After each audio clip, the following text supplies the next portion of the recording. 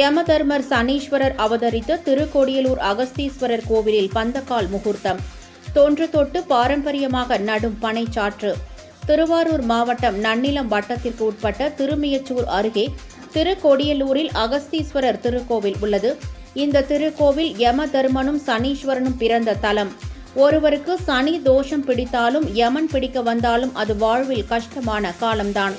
ஆனால் இவர்கள் பிறந்த இத்தலத்தில் குழந்தையாயிருந்து பக்தர்கள் கேட்ட வரத்தை தருகிறார்கள் என்பதை நம்பிக்கை. தென்புறம் யமதர்மனும் வடபுறம் சனீஸ்வர பகவானும் தனித்தனி சன்னதிகளில் உள்ளனர்.